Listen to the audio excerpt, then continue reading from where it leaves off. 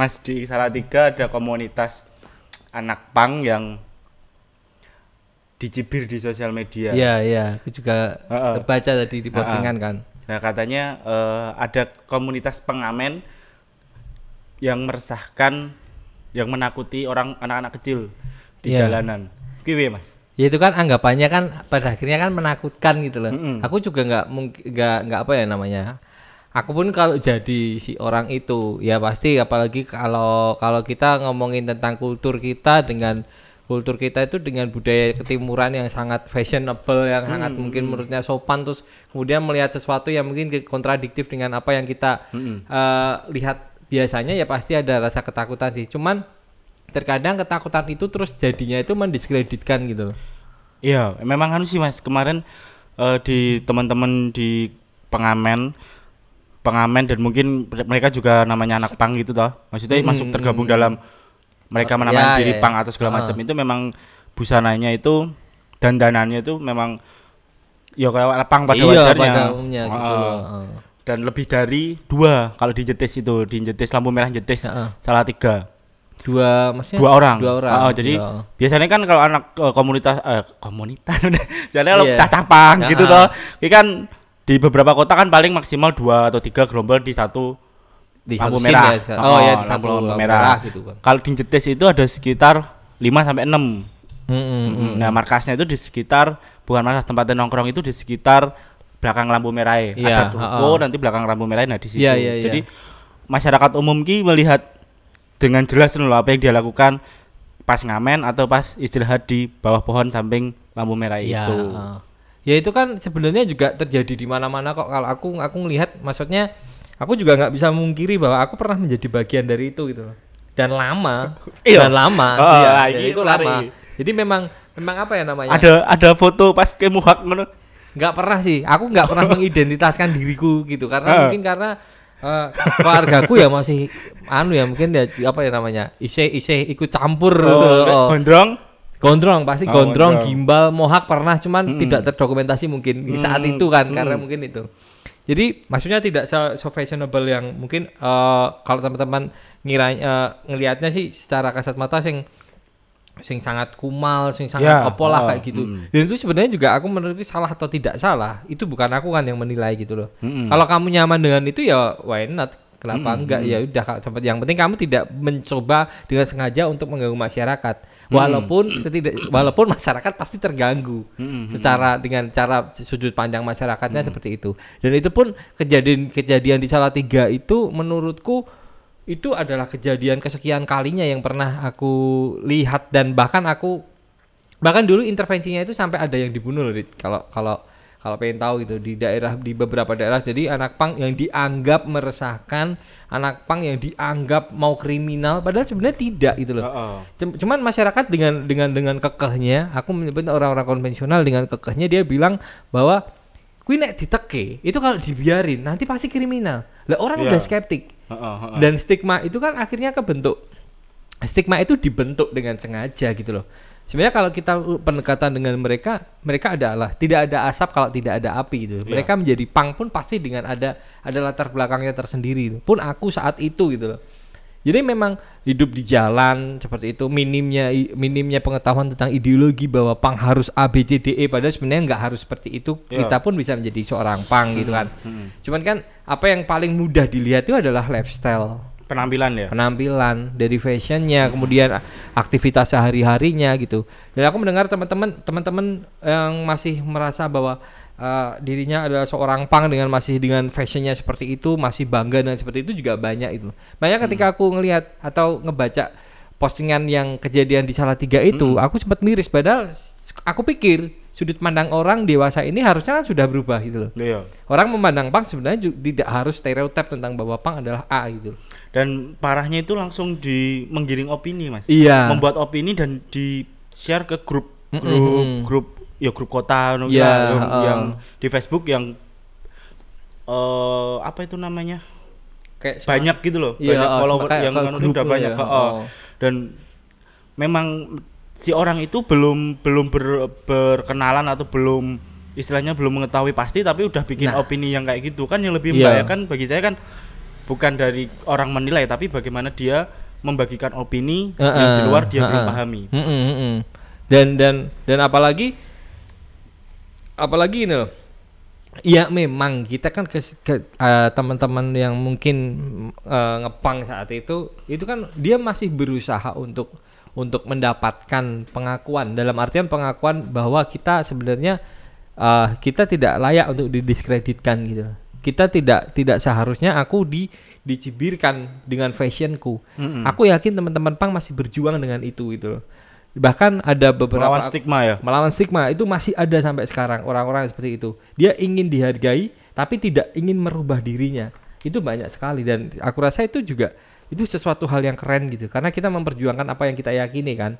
Itu. Dan di saat mereka berusaha seperti itu, muncullah opini-opini yang menurutku tidak valid, mereka benar katamu, mereka tidak pernah bertegur sapa. Iya. Mereka belum pernah ngobrol sedikit pun, terus akhirnya mereka mengeluarkan statement. Hanya lihat di balik helm atau di balik mobilnya dia kan tanpa dia bertanya, Mas, kegiatannya apa atau gimana, dan ternyata teman-teman pang itu tergabung dalam rumah singgah. Untuk kawan-kawan yang tidak punya rumah, membuat komunitas dapur umum, rintisan untuk merintis perpustakaan mini dan pengajaran untuk anak-anak kecil yang di bawah naungan RSO Bethlehem. Ya, makanya kan kemarin aku sempat tanya kan tentang komunitas-komunitas yang ternyata masih ada di Salatiga itu juga, karena aku ngerasa bahwa Salatiga adalah salah satu skena musik keras saat itu yang mungkin juga eranya sudah cukup lama waktu itu gitu. Aku punya teman-teman grindcore juga di Salatiga itu juga udah bertahun-tahun itu. Dan mereka aktif dalam Footnote Booms dan lain-lain. Makanya aku juga tidak langsung semata-mata bahwa ini adalah apa ya namanya, habit di satu kota itu sendiri gitu. Karena kan ada juga menurutku adalah punk akan berevolusi sesuai zaman dan ekosistemnya. Maksudnya gini, apa yang diterapkan si Whitey Butt kan di Inggris, ataupun apa yang diterapkan sesuatu mereka yang ada di Amerika belum tentu bisa kita terapkan di sini. Dalam segi apapun, dari segi ideologi, anarkisme atau apapun isme-isme yang mereka terapkan. Dan kita punya kultur sendiri. Bahkan punk yang ada di Solo pasti akan juga berbeda dengan ada di Jogja. Sesimpel itu kan. Karena kita menghadapi realita yang beda-beda. Orang-orang Solo disuruh untuk demo korupsi dan segala macam. Itu kurang keras daripada punk-punk yang ada di Jakarta, karena mereka menyentuh langsung gitu loh. Tapi orang-orang kita sangat berapi-api ketika ngomongin ekosistem. Kita punya Bengawan Solo, kita punya perkampungan, ya enggak? Wilayah cagar alam. Iya, hal-hal wilayah-wilayah konservasi yang mungkin memang harus kita respon saat itu. Dan isu-isu kemanusiaan, karena kita orang kampung, pang lahir dari kampung, makanya seperti itu. Makanya kan kultur itu akan berkembang sesuai ekosistemnya, di mana kita berpijak saat itu. Dan aku ngerasa Salatiga adalah kota yang dibilang kota juga mereka sudah kota, dibilang desa mereka juga masih desa kan. Ya di situ. Jadi kota kecil yang neng ke Salatiga itu cepet gitu loh Mas. Maksudnya kota kecil yang aku dengar Salatiga itu kota paling pluralis di Indonesia. Aku juga seperti itu. Iya. Dan ekosistem dari teman-teman pelajar dari beberapa kampus itu udah mulai terbentuk. Kawan-kawan movement itu udah banyak di Salatiga. Iya. Aku ngomongin Solo ke Solo ke barat ya, misalnya ada di Salatiga, kemudian ada di Ungaran, ada di Semarang. Aku sering dengan mereka bahwa pergerakan mereka juga masih sangat serius gitu loh. Iya. Mereka adalah orang-orang pemikir, kalau menurutku seperti itu. Aku bertemu dengan banyak orang, mereka masih aktif di ZIN loh. Itu aku ketemu banyak orang juga di situ. Makanya ketika di situ ada komunitas punk, dan pada akhirnya ada beberapa yang mengakomodir ide-ide kreatifnya, seperti yang akhirnya ada di rumah singgah dengan berbagai macam aktivitasnya, agendanya itu, ya aku rasa itu tidak mungkin tersentuh oleh si orang yang nge-publish itu tadi kan gitu. Makanya apa ya namanya, kadang konyolnya di situ. Bahkan aku rasa adalah apa yang dilakukan oleh anak-anak punk itu tidak dilakukan oleh orang yang mengkritik itu gitu loh. Nah, terus aku tadi sempat itu dia kan langsung bikin permintaan maaf. Minta maaf segala macam atas ternyata komunitas pengamen, dia bilangnya komunitas pengamen dia punya kegiatan agenda ini. Terus dia yang publik itu bilang jangan menilai dari cover penampilannya dan segala macam. Aku mbaten lho sing kuwi bahaya lho Pak, aku gitu.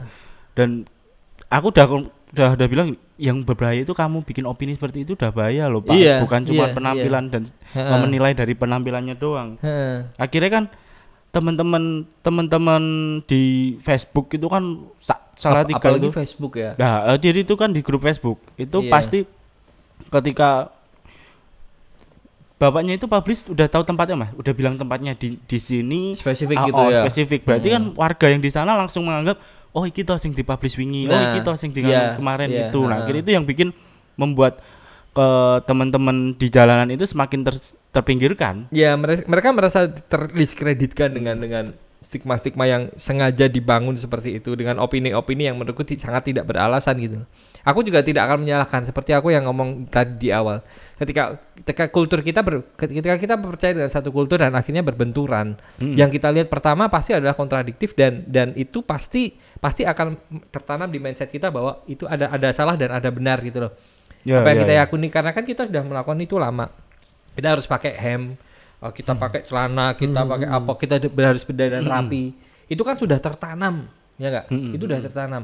Dan kita ketika ngelihat tato sekalipun stigma tato masih tidak seliberal yang mereka pikir loh ya ternyata. Aku berpikir bahwa ternyata tato itu sudah bisa diterima. Tapi ternyata ya menurutku sih sama aja sih. Masih banyak orang yang akhirnya mempermasalahkan masalah tato. Iya, kadang ya, main jangan sama orang yang tatoan. Iya. Itu orang lama sih. Iya. Dan kita tidak bisa menyalahkan karena itu budaya. Produk Orba sih Mas. Order lama. Iya, itu order lama juga sih. Dulu kan waktu itu kan tato di dalam ditutup. Sekarang wong tatona neng tangan nih supaya nampak kayak gitu toh. Balik meneh neng nggon pang mau Mas, teman-teman di pang itu. Kayak kan tadi bilang bahwa udah pernah melakukan pang-pangan, maksudnya tinggalan dulu. Sibuk golek apa tuh Mas? Yang kamu cari apa tuh? Aku baru tahu ternyata yang aku cari selama ini ada seperti ini lah. Aku punya lagu waktu itu ada judulnya komunitasku. Inilah jalan hidupku yang ku cari selama ini. Jadi wis udah nemu. Apa? Udah nemu jalan hidup ya? Sebenarnya ternyata bukan jalan hidup itu loh. Yang aku dapatkan adalah kalau dulu aku tidak kenal pang, mungkin akan jadi orang manja, aku jadi orang yang lemah, mungkin aku jadi orang yang sudut pandangku sempit lah istilahnya gitu. Berarti mengubah pola pikir. Lebih tepatnya seperti itu. Dengan aku lama menjadi pang, aku di jalan makan, misal makan ya. Bareng-bareng kan ya. Makan bareng-bareng lah. Sebenarnya aku punya uang. Mau nonton acara misal di Semarang atau di mana, aku harus naik truk. Alasanmu kenapa? Karena kamu pang? Enggak, karena teman-temanku seperti itu. Oh iya. Jadi walaupun kamu punya uang mau acara tapi tetap ngetrek. Asik ngetrek entah kenapa ya, maksudnya kan memang kebiasaan anak muda ya. Aku dulu bisa dibilang usia 18 tahun sampai 25 tahun lah. Apa sih yang dipikirin? Dia enggak. Paling cuma apa yang ada di depan matamu sikat gitu loh. Belum mikir butuh ya? Belum berpikir tentang masalah kebutuhan pokok, primer, sekunder itu enggak. Itu persetan dan apa yang ada di depan mataku ya itu yang terbaik lah gitu loh.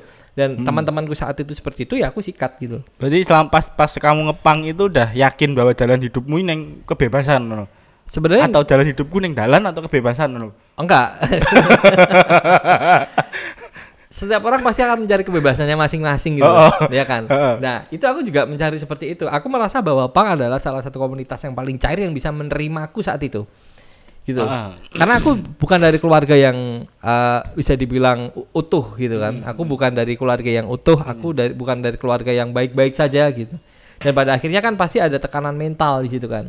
Pasti ada tekanan mental. Bukan berarti aku menyebut diriku adalah broken home gitu. Kalau broken home sih kesannya kok terlalu aku menyalahkan keluargaku, berarti keluargaku salah gitu loh. Kalau aku broken home. Tapi enggak. Tapi memang ada something yang memang aku harus lalui saat itu menjadi bagian dari hidupku, dan pada akhirnya ketika aku bergabung dengan komunitas ini, salah satu komunitas yang tidak pernah bertanya apa latar belakangmu, berapa banyak duitmu hari ini, siapa bapakmu, dan apa pangkatmu, enggak ada. Jadi ketika aku di situ benar-benar musnah semua itu loh. Bahkan aku ngomong bahwa komunitas pang adalah komunitas yang paling cair gitu. Semuanya oke lah, ayo gitu. Walaupun di dalamnya pasti ada konflik-konflik seperti ya normal gitu loh. Apa contohnya konflik percintaan pun ada di situ. Ya enggak? Dan itu manusiawi, kalau aku ngerasa itu adalah manusiawi karena ya itu tadi muda. Kita masih muda, kita masih berapi-api. Ya apa yang ada di depan ya ya oke lah disikat lah semuanya gitu loh. Itu kamu berapa tahun? Kalau ngepang lah istilahnya. Oh kalau ini bingung aku Mas antara ya membedakan ngepang ini harus ke jalan enggak atau ngepang itu enggak bekerja dan segala macam berkarya kuwi pang ngono piye? Aku rasa yang membingungkan adalah terminologi bahasanya. Kalau aku menurutku adalah ketika kita ngomongin tentang masalah punk, public united not kingdom, itu kan adalah sebuah kultur, sebuah budaya yang lahir tahun 50 sekian di Inggris, kemudian berkembang di Amerika dulu gini seperti itu. Nah, ketika aku menyebut punk adalah sebuah keyakinanmu, punk adalah sebuah pola pikirmu. Kamu tidak harus kok di jalan gitu untuk menjadi seorang punk. Aku ngerasa bahwa aku harus menyebut Kolil Efek Rumah Kaca sangat punk. Dengan tanpa dia harus berambut mohak dan punya band punk gitu loh. Ya enggak? Itu seperti itu. Jadi aku mengambil istilahnya kalau jangan dipersulit dengan terminologi bahasanya ketika ada street punk, ada punk rock yang main musik lah. Wah, ini dari skena musiknya udah banyak bahasa. Iya. Apa-apa titik-titik punk gitu. Ada, dan itu kan ada banyak. Kalau menurutku adalah punk adalah sebuah subkultur gitu. Punk adalah sebuah alternatif kehidupan. Kamu bisa memilih itu kok. Punk itu hanya lauk. Kamu udah punya nasi. Kehidupanmu itu nasi. Kamu harus cari uang, kamu harus sukses, kamu harus menghidupi anak istrimu, kamu harus punya pekerjaan yang layak, itu nasinya. Lah, punk itu lauknya. Setelah itu kamu pengen apa? Aku pengen jadi hardcore, aku pengen jadi metal, aku pengen jadi punk, aku pengen jadi dangdut, aku pengen jadi pemancing, aku pengen jadi skater. Itu adalah laukmu. Tapi kamu harus punya nasi dulu biar perutmu kenyang. Dan itu kewajibanmu gitu loh. Nah, aku rasa punk adalah sebuah semangat, punk adalah sebuah spirit gimana kamu bisa hidup. Nah, jalanan itu adalah contoh gitu loh. Contoh betapa kerasnya hidup seperti itu. Tapi iya kan, kalau ini aku juga nggak tahu, maksudnya tidak pernah ada sesuatu yang mengkaji ini gitu loh. Dan aku ngerasa ini layak atau enggak untuk dikaji secara ilmiah gitu loh. Apa enggak ada kajian punk loh? Selama ini sih aku belum pernah membaca. Jadi kalau aku baca pun itu adalah punk sesuai dengan ekosistem yang ada saat itu. Jadi punk jalanan ya. Masih misal ada punk di Jakarta, mereka menceritakan fenomenanya. Ada punk di Los Angeles dengan fenomenanya. Ada punk di Tokyo dengan fenomenanya. Punk di Aceh gitu. Punk di Aceh ya kan, ada punk Acid saat itu kan, dokumenter punknya. Aku juga sempat terlibat di situ juga. Dan banyak. Dan itu, tapi untuk mengkaji secara ilmiah bahwa punk adalah ini, itu menurutku ketika itu ada sebuah kesalahan. Karena ketika kita ngomongin punk adalah sebuah kebebasan, kenapa ada yang benar gitu loh. Jadi menurutku adalah punk biarkan liar seperti ini. Punk adalah cara kita untuk mencari siapa diri kita sebenarnya. Menurutku seperti itu, menurutku gitu loh.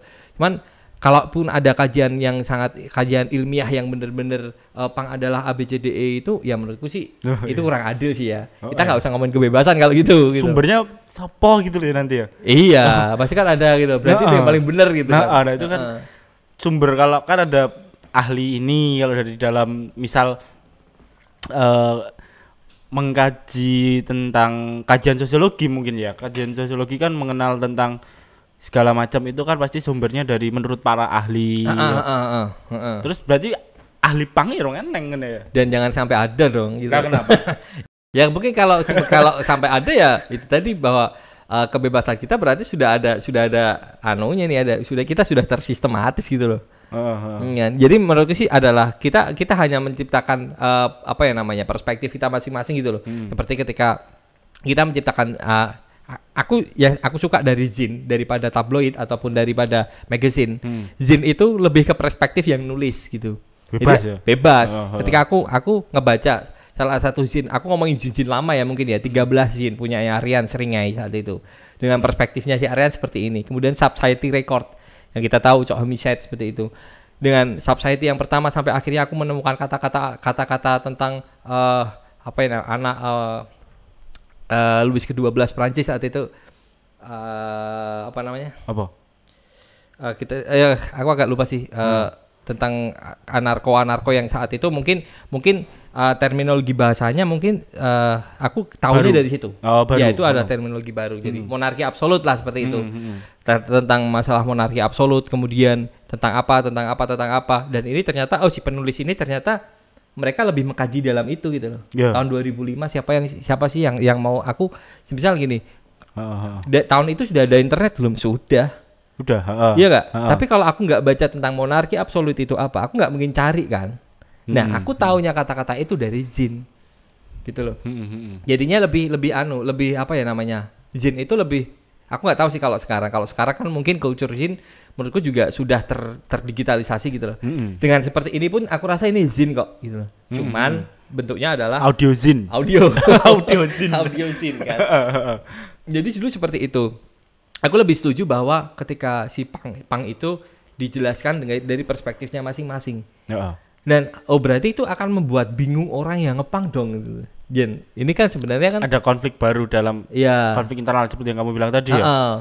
Konflik mungkin selain konflik percintaan juga konflik pang itu harus seperti ini. Itu ngono ya. Itu akhirnya yang ya itu tadi sih, seperti siapa sih ustadz kita gitu loh. Pang itu harus menurut saya, pang itu harus menurut dia gitu ya. Ya. Dan kita kan memang kita punya satu hal yang bisa dibilang kita punya satu senasib sepenanggungan gitu. Kita harus sepakat dulu bahwa pang itu adalah sebuah semangat, pang itu adalah sebuah spirit lah itu. Dan pada akhirnya itu akan di breakdown masing-masing gitu loh. Semangat seperti apa, spirit yang untuk melawan, siapa yang kita lawan, apa yang kita lawan, seperti itu kan. Kemudian ada juga yang kita harus itu spirit untuk membangun apa yang kita bangun gitu kan. Seperti itu, hal seperti itu yang pada akhirnya aku ngerasa bahwa pang akan berkembang itu pada akhirnya pang zaman sekarang itu berkembang macam-macam gitu loh. Perspektifnya sih macam-macam. Tapi aku tahu kok kalau akarnya tetap masih ada dan masih kejaga seperti itu. Jadi memang teman-teman di pang untung kemarin di Salatiga ada wadahnya. Coba kalau enggak ya semakin liar. Enggak mungkin stigma kayak gitu enggak bisa dilawan. Enggak bisa. Akhirnya dalam tempo 2 hari atau 1 hari itu kan langsung dia yang posting itu langsung minta maaf. Coba kalau itu teman-teman itu enggak ada wadah. Iya. Ada wadah dalam hal kan kalau di Salatiga RSO Bethlehem itu. Coba kalau mereka memang Footnut Boom tapi nggak ada dalam suatu bendera atau apa, mungkin mereka tetap tambah. Mereka tambah justru semakin diserang gitu loh, lewat opini sih menurutku. Dan itu benar, semisal ada Bethlehem baru di setiap kota gitu, itu mungkin harus ada gitu. Karena ya memang hakikatnya sih pang liar, cuman kan sesuatu hal yang liar belum tentu liar dalam segala hal gitu. Kita harus ada pawangnya lah istilahnya kayak gitu. Dan aku tidak memberikan strata bahwa mereka yang masih di jalan berarti mereka lebih bodoh atau mereka yang ada di ruang diskusi itu lebih pintar. Sebenarnya enggak juga gitu loh. Mereka yang ada di jalan, mereka yang dianggap bodoh dan lain-lain itu aku kurang setuju ketika menganggap mereka bodoh. Mereka hanya belum tahu kok. Kalau mereka sudah dikasih tahu ya oke. Aku sering orang ngomongin tentang masalah, aku sering ketemu anak-anak pang yang mungkin notabene mereka adalah putus sekolah saat itu, masih SMP pun ada. Sekarang akhir-akhir ini atau berapa tahun lalu? Akhir-akhir ini ada gitu loh. Kalau aku ngelihat ya sekarang di wilayah di Solo itu mungkin sih sudah hampir nggak ada gitu loh. Aku nggak tahu sih kenapa nggak ada gitu kan, karena mungkin juga regenerasinya sudah kita kepangkas sama globalisasi, kita kepangkas sama modernitas, kita harus akui gitu loh.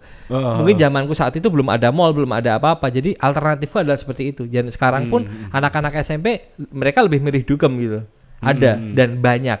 Lebih milih dandani motor, lebih milih ngastem pit and make daripada neng dalan ya. Kan ada. Dan zaman dulu nggak ada. Zaman dulu pilihannya untuk ya cari lauknya itu sedikit. Sekarang kan banyak gitu loh. Ya sekarang kan banyak. Nah, dan pada akhirnya dan orang sekarang, anak-anak sekarang, anak kecil sekarang nggak malu untuk kerja gitu. Ya nggak? Udah soal franchise lah, udah apa gini. Nah, apalagi kalau aku lihat di sekitar Solo sih mungkin hampir nggak ada gitu. Cuman ketika aku keluar di Solo di kalau kamu lihat di sebelum daerah Delagu itu juga banyak. Iya. Mereka akhirnya bermukimnya di pasar juga seperti itu. Aku ngerasa bahwa teman-teman di Salatiga itu juga basisnya di pasar. Iya. Terminal. Ya pasti seperti itu. Terminal, pasar, tempat-tempat yang mungkin ruang publik yang lebih fleksibel ya diakses daripada mereka harus bikin rumah singgah. Tapi itu tadi, aku pernah berusaha untuk bikin rumah singgah dan aku cari kontrakan saat itu gini dengan tujuan seperti itu, mau mengedukasi. Karena dalam sisi gini, aku tidak ingin sombong atau tidak ingin membanggakan diriku, tapi aku merasa aku tahu ini.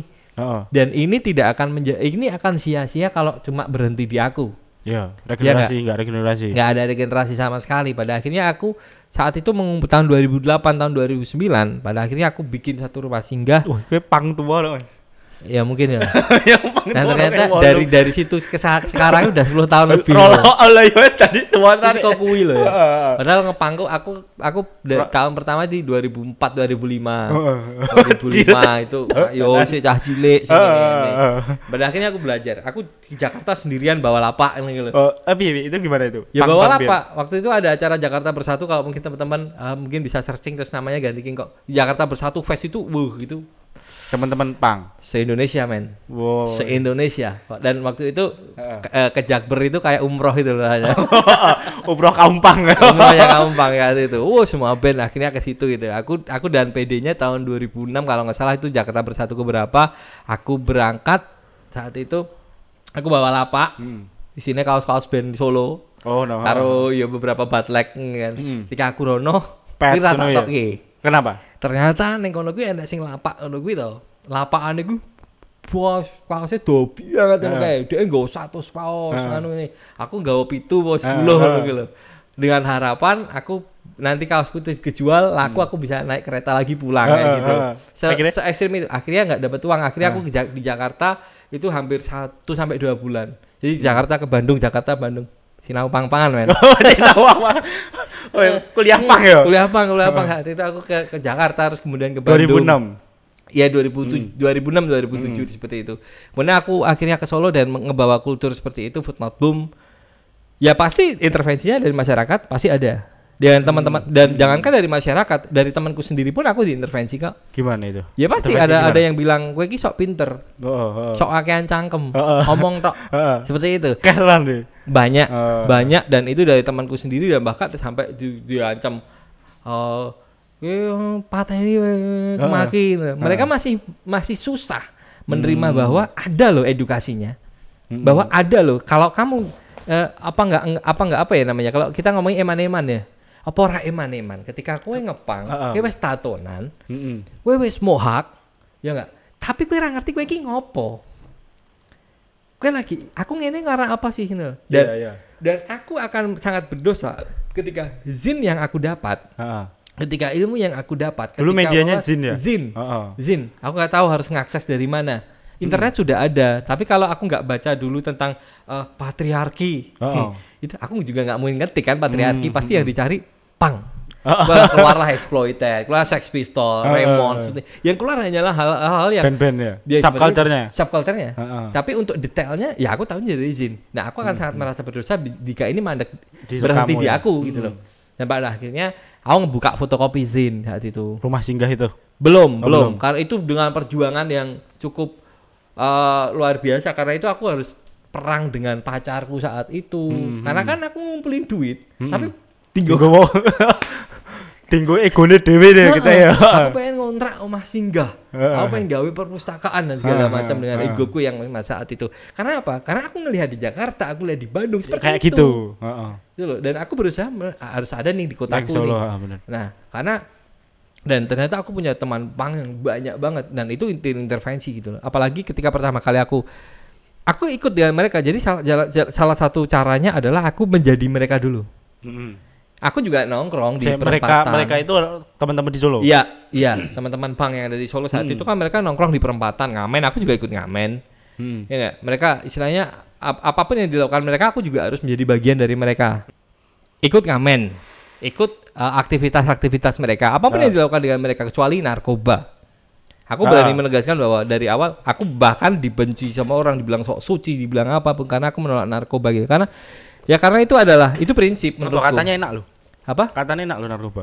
Ya aku bisa menemukan keenakan yang lain kok. Gitu loh. Aku juga tidak akan memungkiri bahwa kamu nggak perlu apa ya namanya. Aku tidak akan menjauhimu karena kamu narkoba. Silakan. Yang penting kalau aku punya prinsip gitu loh. Jangan maksain prinsip. Jangan maksain gitu loh. Aku juga nggak apa-apa dan mereka pun kadang-kadang yang minta zaman dulu ya urunan tuku narkoba, aku urunan.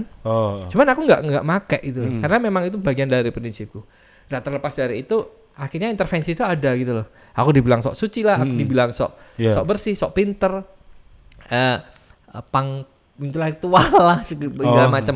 Tapi yang aku pikirin saat itu adalah aku nggak pernah punya niat jelek sama kamu. Aku nggak pernah punya niat sedikit pun. Aku tidak ingin mengkomoditaskanmu. Apa sih yang aku bisa komoditaskan dari komunitas ini? Nggak ada gitu. Aku mau nyablon kaos, aku nggak bisa nyablon. Jadi yang satu-satunya pure adalah yang pengen aku kasih ke mereka adalah aku tahu dan kamu juga harus tahu. Ini loh aku punya. Bahkan dulu ada loh skinhead Bible kayak gitu tuh ada loh. Oh iya. Ada Bible-nya anarkis Bible gitu aku pernah punya. Buku Dan benar-benar tebel dan itu aku fotokopi zaman dulu itu sampai habis 60.000 loh fotokopi tahun 2008. Sekarang apa 300-400 ribu toh? Iya. Ya enggak? Saat itu tebel banget berarti ya? Tebel banget. Dan itu aku harus kasih ke, dan aku gagal nih di satu komunitasnya itu komunitasku sendiri. Sampai akhirnya aku ngontel karo koncoku wong loro gitu main ke komunitas yang lain dan akhirnya ada komunitas punk baru juga yang akhirnya bisa diterima. Zaman waktu itu kamu bukan siapa-siapa ya, maksudnya angel lebu masuk ke komunitas punk yang itu sulit loh ya maksudnya. Aku baru ngerasa bahwa aku merasa di apa ya di wongke apa itu 2010 ke atas. Ketika yang jelas bandku sudah mulai ada namanya menceper itu ya. MCPR. Kemudian aku tergabung dengan band-band tua, band-band dari seperti Tendangan Badut, The Barbershop, Orare, Anti Regime. Itu baru. Nah, orang Albi Moreno. Yes. Orang baru ngelihat bahwa kayak ini. Jadi ternyata aku harus terkenal dulu untuk merubah suatu kondisi gitu loh. Kalau enggak ya boy dita-ita isinya. Iya, itu. Jadi memang salah satu ketika privilege kalau zaman sekarang kita ngomongnya privilege gitu loh. Kita harus punya powernya dulu baru kita tergantung kita menggunakan power kita untuk menindas atau untuk mengedukasi. Dan aku pilih untuk mengedukasi saat itu. Dan aku tidak anti-intinya untuk orasi di atas panggung. Gitu. Dan aku benar-benar ketika main band kan ya. Iya. Aku bisa memotong durasi laguku. Jadi ketika aku dapat waktu untuk nyanyi yang harusnya itu di setlist ada 5 lagu, aku pilih 2 lagu dan aku janjikan sesi diskusi seperti itu. Itu selalu aku lakukan di setiap panggung sampai orang mengimagekan aku itu orator saat itu. Kalau di band ya, di ranah musik dan pada akhirnya saat itu aku baru mulai teman-temanku baru ngumpul gitu. Ayo cek footnote boom baru diajak kalau ya izine kayak ini oke dan akhirnya ya itu dari proses tidak akan mengkhianati hasil itu. Bener dan balik lagi ke kejadian yang di Salatiga itu tadi, ketika stigma di sosial media lebih berbahaya dan lebih cepat menyebar daripada di dunia nyata, kemudian apa yang harus teman-teman lakukan supaya orang-orang pada umumnya itu memahami mereka? Apa ya kita harus membuat suatu rumah singgah yang penuh dengan kegiatan yang sosial dan segala macam itu baru dipandang atau seperti apa? Itu pertanyaan yang sulit sebenarnya, Dit. Juga itu adalah kegelisahanku juga. Ini sebenarnya apa sih yang perlu kita buktikan bahwa kita ingin disejajarkan. Bahkan kita selalu campaign tentang masalah equality. Kita campaign tentang masalah kesetaraan. Cuman mau sampai kapan kita seperti ini? Toh kita sama-sama manusia kan. Mau sampai kapan kita apakah itu tadi seperti kejadianku? Apakah aku harus terkenal dulu baru kamu mau ngomong denganku? Apakah aku harus kaya dulu baru kamu mau ngomong denganku? Apakah harus membuat ABCD baru kita bisa aku berpenampilan itu diterima orang. Padahal kan si orang-orang umum itu cuman melihat dari penampilannya doang, mempermasalahkan penampilannya doang itu kan. Apakah hanya dengan berpenampilan kita harus menjadi malaikat dulu? Nah, ngono gitu Mas. Kan ya itu tadi, makanya aku selalu bilang bahwa tidak ada yang perlu kita buktikan, tidak ada yang perlu kita rubah dari stigma itu gitu. Kamu lakukan yang perlu kita rubah adalah cara pandang kita sendiri menyikapi stigmanya itu. Iya. Karena ketika kita menyikapi mereka ada ada stigmatisasi yang sengaja dibikin dan pada akhirnya kita ngerasa, aku rasa sakit hati itu adalah ketika kita ngerespon. Tapi kalau kita nggak ngerespon, sebenarnya itu juga akan menjadi angin lalu. Tapi apakah bisa orang kita dibilangin aku dilokke, apa aku ya lorati. Pasti kita sakit hati gitu loh. Cuman ya itu tadi, caranya adalah salah satu hal yang paling real adalah seperti yang dilakukan teman-teman di Salatiga. Teman-teman Bethlehem di Salatiga dia membuat suatu wadah yang pada akhirnya orang menggandeng teman-teman dari Tunawisma, dari komunitas punk, dari teman-teman pelajar juga. Iya, seperti kita membuat suatu alternatif yang mungkin positif. Yang aku lakukan juga seperti itu di komunitasku Maladaptive Terror Crew ya, mungkin sampai saat ini gitu. Jadi memang dulu pasti intervensi yang aku bilang tadi, intervensi ketika aku nggak ngomongin tentang masalah intervensi internal, cuman intervensi dari orang-orang di ekosistem saat itu di wilayahku, di kampungku saat itu, pasti kan juga orang ngelihat dengan fashion punk seperti ini, dengan culture yang mereka bangun, apalagi di sana ada ibu-ibu PKK. Pasti gue masuk pengajian. Gue masuk kampung terus jadi alien, jadi aneh, aneh seperti itu gitu. Tapi iya, dan kita apa yang kita berusaha untuk membuktikan ya pasti ada gitu loh. Mungkin salah satunya yang paling real adalah dan Footnote Boom. Aku merasakan Footnote Boom di pertama kali kisaran tahun 2008 dan orang-orang kampung itu masih nggak ada yang nyentuh bahkan orang dikasih makan pun ya pedi takut jadi enek opone masih stigmatisasi itu tidak akan semudah itu gitu loh tidak akan kita lawan kita melakukan 1-2 kali nggak akan langsung berubah ya benar. Nah setelah itu pada akhirnya kita selalu melakukan itu rutin dan aku bilang seperti ini. Ketika aku menyerap kultur itu dari Jakarta, aku ikut Footnote Boom mereka. Kemudian ada aksi Black Bloc seperti itu.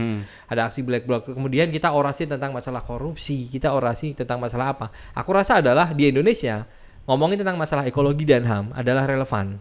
Itu yang pasti. Apalagi tentang masalah korupsi gitu kan. Cuman di beberapa wilayah tertentu kita tidak menyentuh itu dan kita harus mengakui bahwa hal yang paling dekat dengan kita adalah lingkungan.